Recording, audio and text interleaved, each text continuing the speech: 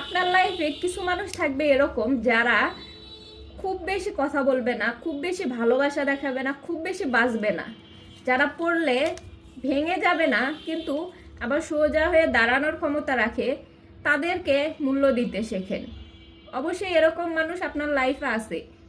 আর যাদেরকে আপনি মনে করেন যে তারা পড়ে শব্দ করতেছে, তারা পড়ে আপনাকে আরও বোঝানোর চেষ্টা করতেছে যে আপনি তার জন্য ইম্পর্টেন্ট, কতটা ইম্পর্টেন্ট সেটা আপনি যদি বুঝতে না পারেন, তাহলে আপনি এই ভ্যালুহীন পয়সার মতো এইটাকে বেছে নেবেন।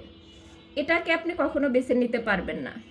এই জন্য দুইটার মধ্যে যে পার্থক্য সেটা আপনারা অবশ্যই যাচাই করে নেবেন যে আপনার লাইফে কোন মানুষটার ভ্যালু বেশি, কোন মানুষটার ভ্যালু কম।